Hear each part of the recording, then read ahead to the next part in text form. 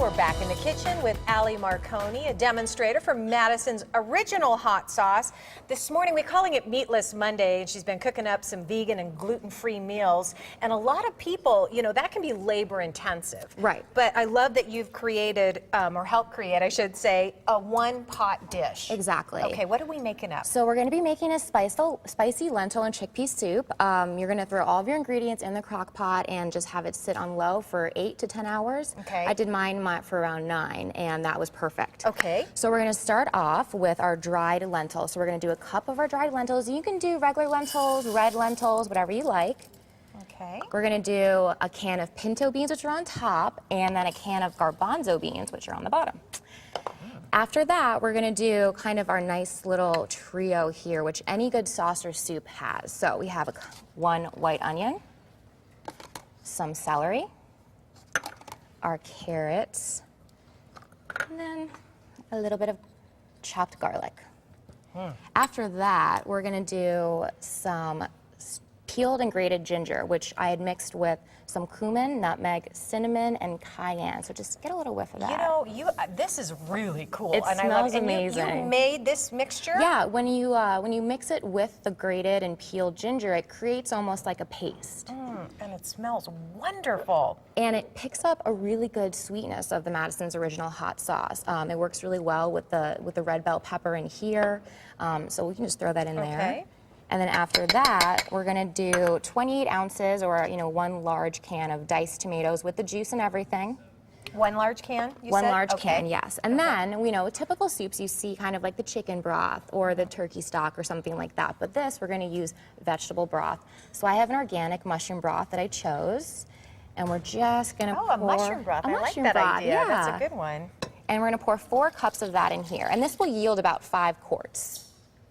And That's then where after you got that dark color from. Yeah. I'm seeing that come together now. And the beans will break down, the lentils will break down. And then what's we're gonna this? throw in our Madisons. Of course. Of course. Just a little bit, though. Just a little bit, you know, a little bit goes a long way. There's some great heat to it.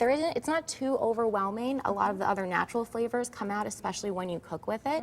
A lot of other hot sauces, you see that kind of bright vinegar, and it's really tart, while Madison's has a great sweetness to it, which makes it perfect for cooking. So we're just gonna get that all mixed up here. And that would look like about a tablespoon or 2 of the Madison's? tablespoon. Okay. Yeah, that was a tablespoon.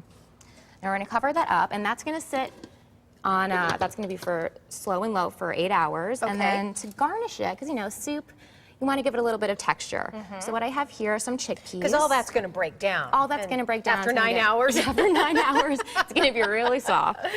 So we're just going to toss some chickpeas with a little bit of olive oil. And these are just canned? These are just canned. Okay. Yeah, and so what I'm going to do here is I'm going to make our garnish. So I'm going to just toss these in some olive oil, and then I'm going to roast them in the oven for around 30-40 minutes. You want it just with, anytime you roast something in the oven, you really want to make sure that you spread it evenly out on your cookie sheet. And about what temperature? These are going to be at 400. Okay. So get them nice and, you're trying to give that crispy texture, right? Exactly, and they're going to have a nice pop. Excellent. So we're going to put those in the oven for about 30 minutes, and then they're going to come out, and they're going to look really like golden brown like that. Oh my gosh, they look like corn nuts. I know. They have a total corn nut appeal. Chewy. Yep. I thought they would be crunchy, but they're just really chewy.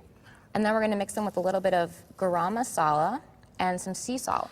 What the heck is garam masala? Garam masala is a really nice blend of Indian spices. And then over here, we have our finished product. Okay, can I grab this? Yes. All right, I'm bringing it right over here. Okay, So what I did was what it's going to look like when it comes out, right? Yeah. After 9 hours. After 9 hours. It'll actually be a little chunkier. You can keep it that way if you wanted to. I actually chose to just puree it a little bit, just to give it a little bit of a smoother texture. Yummy. But yeah.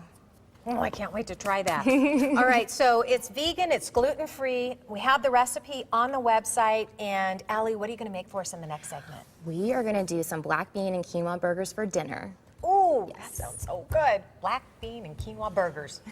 Yum, yum. Yeah, everyone is reacting. All of the guests are like, gosh, that looks so good. It is, I know. It certainly does.